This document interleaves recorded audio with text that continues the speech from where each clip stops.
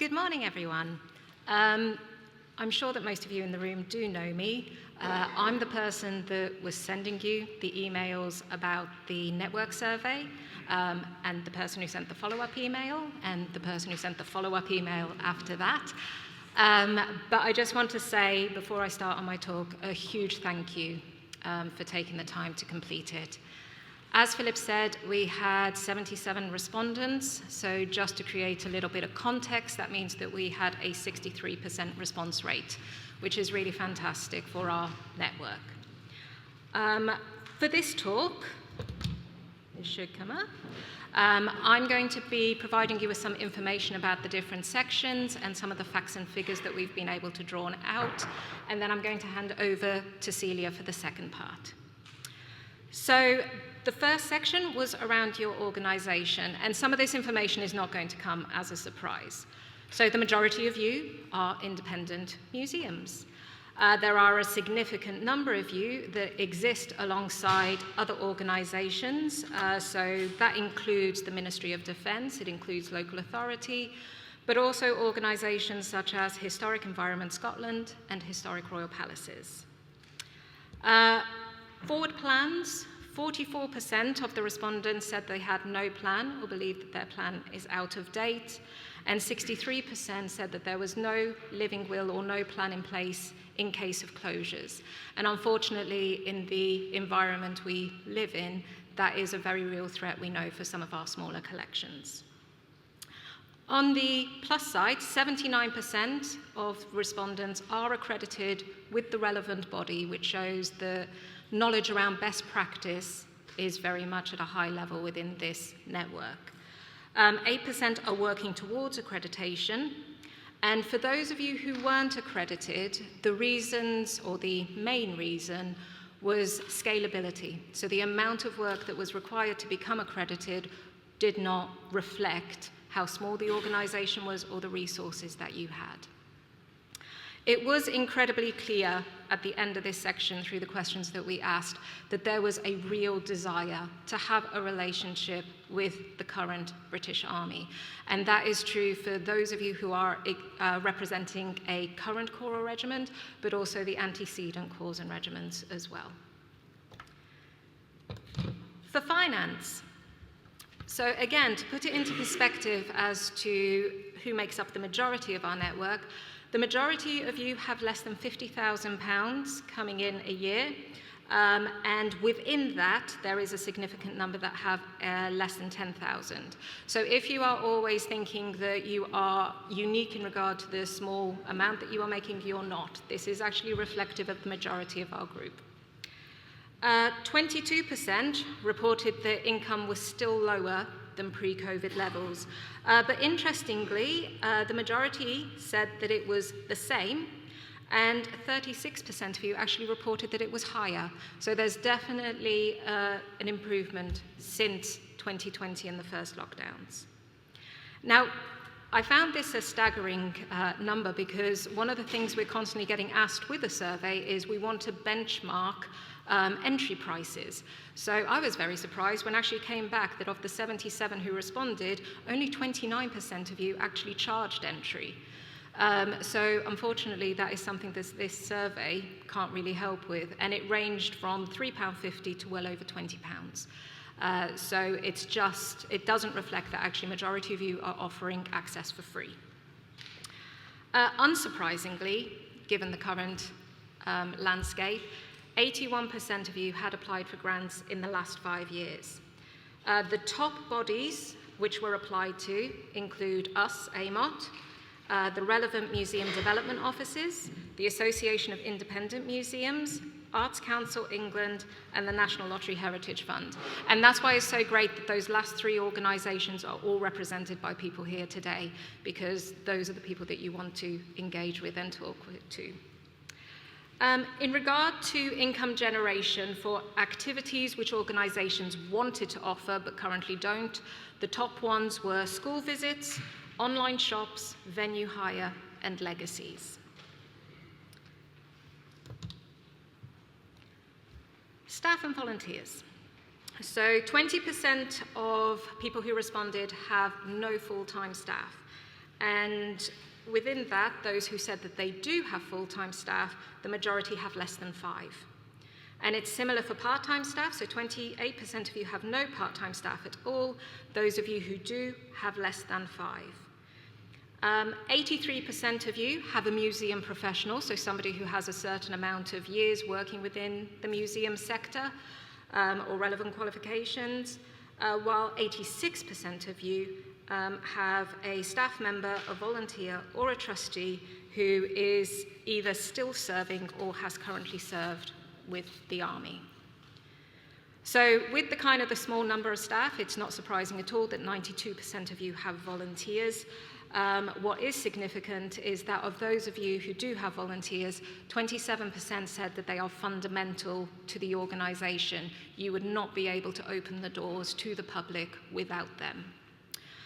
In total, across all of the respondents, we have approximately 1,096 volunteers who are contributing hours every single week, and that came to a rough total of 3,556 volunteer hours per week across the network, which is a significant amount.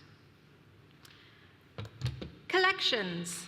So it became clear very, very quickly that this was an area in which our network, our organizations, you knew what you were doing. You knew where the issues were, you knew what you wanted to fix, you knew what you were doing well. If anything wasn't happening which should be happening, it was down to resources rather than knowledge. So whether that is finances, manpower, or just general time. There are approximately 100 million archives and objects held across the collections.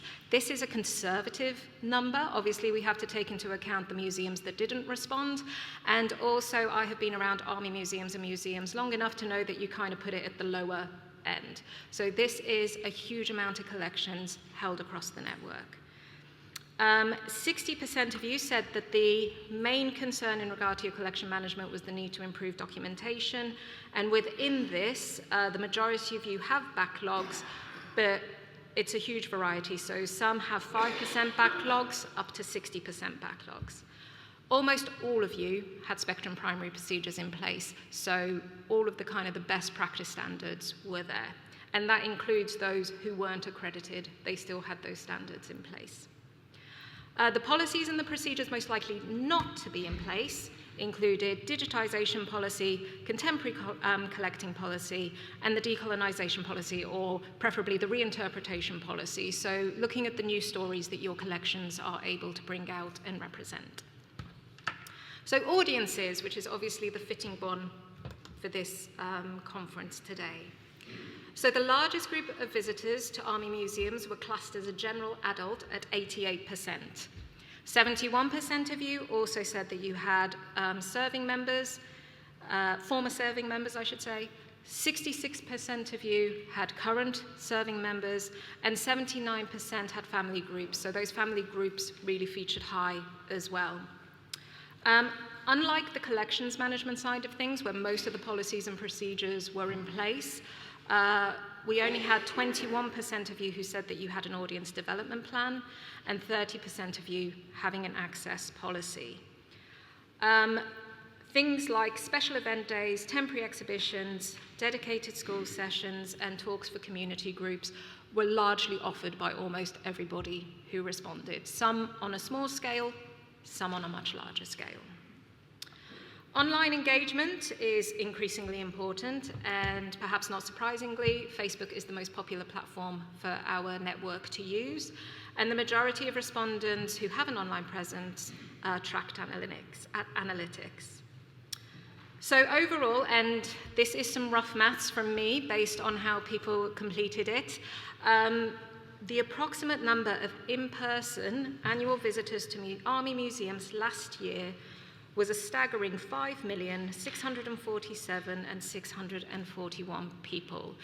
And the reason that I think that is such a staggering number as well is when you think back to only 29% of you were charging. So that is an incredible amount of free access to military heritage. So all of these people have been shown Army heritage through a vast collection of objects and archives. And to me, that really demonstrates the role which this network can play in helping the public to understand the military history and achievements of the British Army, as well as the individual stories of the men and women which are held within your collection. So that is a quick overview of some of the key parts. I'm going to provide more information, which will be made available towards the end of the year. We'll put it out on our website, and we'll also let you know through our newsletter when it's available to access. But these were just some of the key highlights that I thought you'd be interested to know, just to show the value which it's already brought us for the survey to be done. I'm now going to hand over to our Vice Chair, Celia.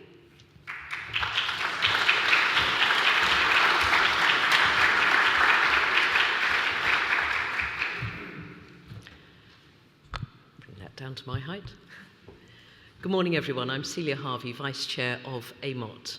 And I'm going to give you a quick run through on our current plans. In other words, how that strategy work and how Jen's survey are actually going to turn into something practical and of support to you. So here we go. On our mission are those 4 aspects you see there. The networking, the collaboration, the professional strategic advice to you, and the advocacy on your behalf. We spent a lot of time on that strategy day that Philip mentioned, talking about, focused on the support to the network. And we discovered during conversation that quite a bit of our office time is taken up with inquiries from the public. Over 50% of our inquiries are from the general public. And lots of that is about family history, which is not really AMOT work, it's the museum's work. And so although it's fantastic that there's a lot of interest in that world, what we need to do is to be more efficient and to give us more time to focus on supporting you, is we need to shift those inquiries to the right place, to the museums. And so we're going to do more helpful signposting and some FAQs on the website to try and make sure that those inquiries are directed to you rather than us. So let's have a look at each of them in turn. Networking first. The conference, here we are today, a key opportunity in the year for networking, with over 150 people here today, all with a keen interest in regimental museums. We've been proactive in asking the Corps Colonels to attend, and we're very pleased that Brigadier Nick Doyle supported that and encouraged them to be here today. Please take the opportunity to chat to each other, not just the museums from the current regiments, but also the antecedent regiments, because that is where the start of that golden thread and the esprit de corps that lives on today in the current army begins. So it's really important, I believe, that we pull together from antecedent regiments through current regiments to our Corps Colonels, who can encourage their soldiers to see the history and heritage behind them. AMOT will continue to be the bridge between the heritage sector and the Army by encouraging this networking to build strong and mutually beneficial relationships. It's also great to see the representatives here from so many sector leaders, which we've already named, as well as other organisations involved in fascinating heritage work. Do please grab the opportunity to network with them during the breaks. Philip mentioned the success of our online coffee breaks. These will continue next year on a variety of subjects, but we want to take them a stage further. We plan to expand some of those slots to provide the opportunity to discuss more fully a subject and talk through some advice, best practice, particularly those areas that Jen mentioned came up in the survey. For example, online shops, legacies, and other areas that are important to you. So if there is an area that's really important to you, please tell us and we'll fix it into an online coffee break. Of course, the regional networks continue to provide another great networking opportunity. And hopefully you think the newsletter is worthwhile across the network, and its circulation has increased by over 50% in the last year. So do please continue to tell us your stories, your events, your vacancies, and anything where you want to get it out to a wider circulation. Collaboration, one of our objectives. AMOT continues to work with a range of other organisations for the benefit of the network, and I'm going to point a few of them out to you, and if you look around there might be a bit of hand waving so that you can identify the people that are working on them and hopefully get together during the breaks. You should all be aware of our Succession Titles project. We've been working in partnership with Dave Simons from DCS Heritage. Dave, can you give us a wave? There's Dave over there. He's been updating the various amalgamations of regiments over the centuries. So most of the books on this topic haven't been updated since the 80s, and some a long time before that. And the vast majority of that information available only includes the infantry and the cavalry. Well, AMOT's intent is to have all the arms and services, both regular and reserve, updated to the current Army Orbat by the end of next year. So far online, you'll see the updated documents on the cavalry, the infantry, aviation, and REME. And we're hoping for a bumper turnout next month as well. So watch the newsletter to find that. And they're all on our website. To ensure accuracy of those, we check with as many sources as possible, and one of the most vital checks is with the relevant museum. So if Dave approaches you, please work with him to check the details of your regiment are correct. The Army Museum's Education Group. This is a collaboration with Andrew Skelton. Andrew, are you here? Can't see. No, hasn't made it. But Andrew Skelton, he's the education officer at the REME Museum. And this is a project which is also supported by the NAM. The AMEG is a peer-to-peer group which will meet every 3 months, and it's completely online, so very accessible. It's specifically for museums that want to develop their education offer, but they don't have an education specialist on the team. The aim is to provide support, advice, and best practice on anything from creating a trail to reaching family groups. And there'll be more info in our newsletter in the next couple of months. Reinterpretation and Addressing Empires. This group is another peer-to-peer group for those wanting advice on how best to interpret some of the artefacts held in Regimental Museum. AMOT's been speaking to the group to see how we can support. And Rachel Wilkinson, are you here, Rachel? There's Rachel giving us a wave at the back. There we go, big wave. Hello, Rachel. Rachel's one of the co-founders of the group. She's here today and can provide further information during the breaks if there's a particular knotty issue you have, or perhaps just want to get involved. And AMOT continues to work with other organisations for the benefit of the network, such as Waterloo Uncovered, which can match volunteers to Army museums as well. Do pop over and chat with Abigail Boyle and Liam. Abigail and Liam, there they are, at lunchtime. Absolutely fascinating work on the Waterloo battlefield. And we're also liaising with Stuart Black. Stuart, where are you? There he is, centre at the back. Stuart is from Reading University and doing an absolutely fascinating piece of work on military skins and furs. So if you have skins and furs in your collection, which a huge number of you will have, please do speak to Stuart as he's trying to track them down and pull it together in his project.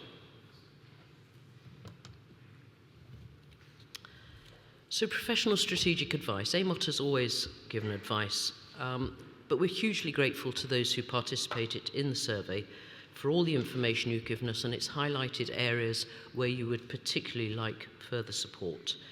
We've taken all this on board and we're working through it at the moment on how best to tackle it, how best to provide you with that advice and support you needed. So I've just put up there on the slide some of the key themes that we've listed, and we're going to be considering over the next couple of months how to work through that, whether it's going to be peer-to-peer or individual help, or whether some of those topics could be formed into an online coffee break. Some, of course, might fall into the category of training, in which case we'll talk it through with the NAM and see what they could provide together. So more to follow once we've had the opportunity to work through that, but we're very conscious now of the topics that you would particularly like support with. And finally, advocacy.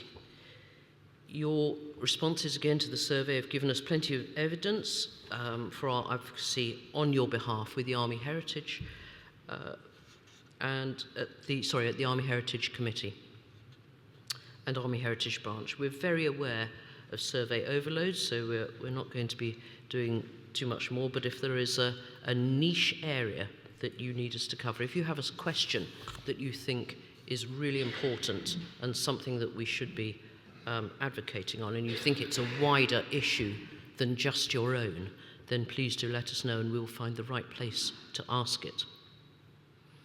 Gifting and GIA have been two significant areas for advocacy input this year, which Philip has already mentioned.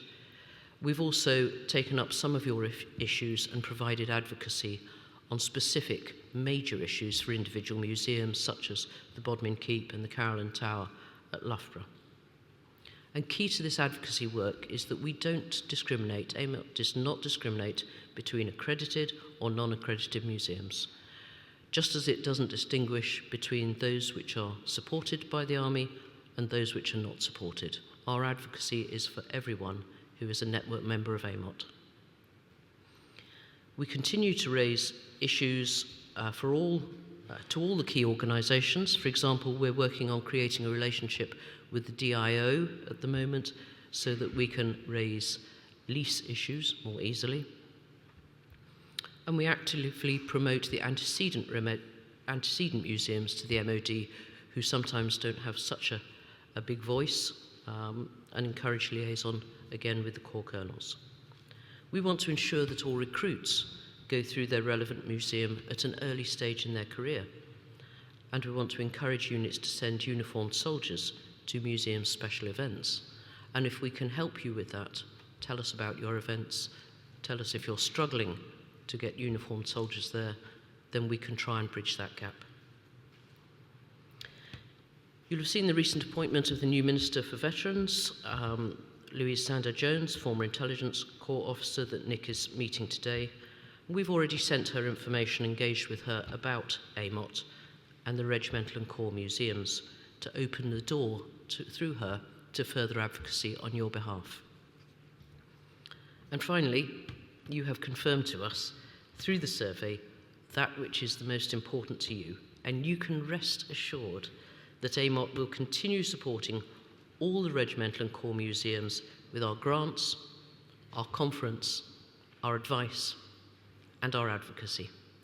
Thank you.